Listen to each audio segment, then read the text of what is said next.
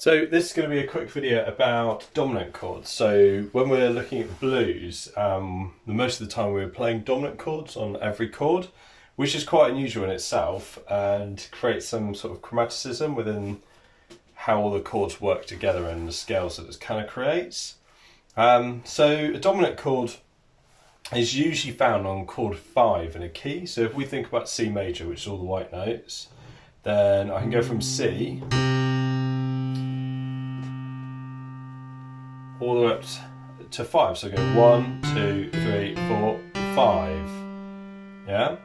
So if I play a chord from G, the 5th one, yeah, C, D, E, F, G, then to construct a chord, I go play a note, miss that one, so play that one.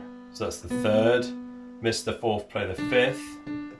And for these chords, I want the 7th, so I miss the 6th, and I play the 7th. Yeah, so we get.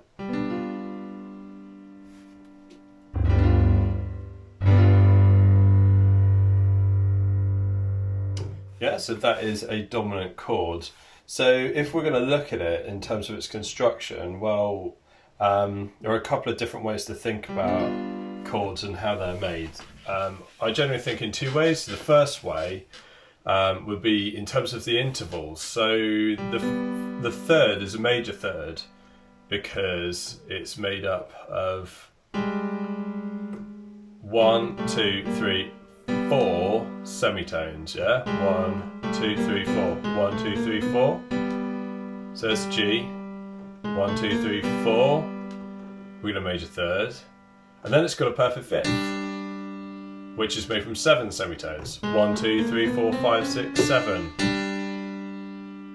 Yeah? And then the 7th is made from 1, 2, 3, 4, 5, 6, 7, 8, 9, 10. But that's a lot of count, so I tend to more think of playing the 3rd, the 5th, then the octave, and I tend to think of it more as coming down, instead of going up 10, coming down 2 from the octave.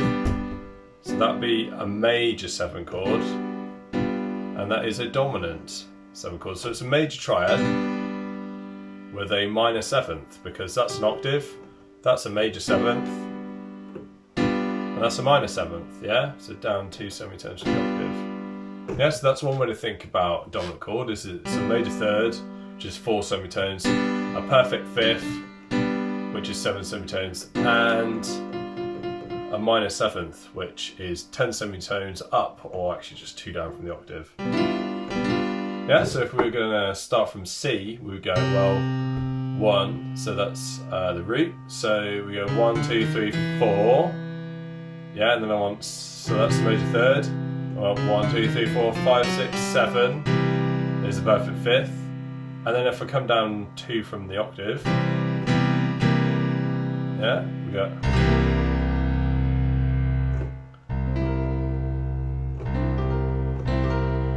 Yeah, so a nice dominant chord sound.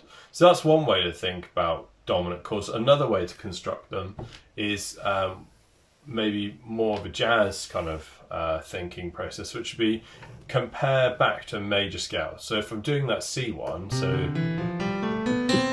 that's a C major scale, and you would think of a dominant chord as a major triad and a flattened 7th.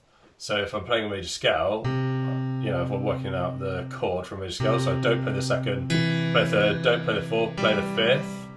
Yeah, so I've got my triad, and then the 7th, so I don't play the 6, I play the 7, right? Now that is actually a major 7 chord, C major 7, but I would think of this chord as it's a major triad with a flattened 7th, so I'm going to flatten that 7th down.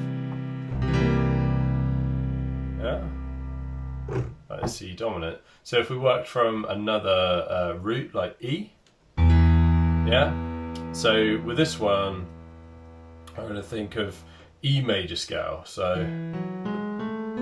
yeah, so it's got F sharp, G sharp, C sharp, and D sharp, essentially E major scale.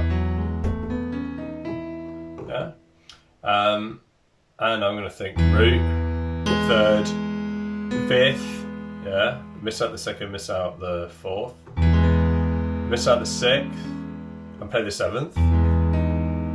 That's a major 7 chord. And then I need to lower this because it's flattened 7th.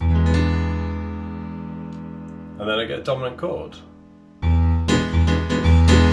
Yeah, and dominant chords are really, really prevalent in like funk as well, and lots of styles of music, but particularly blues, essentially. So if we wanted to play all the ones in C, I've got that C, E, G, and B flat, and then we move it to F. So I've got F, A, C, and E flat,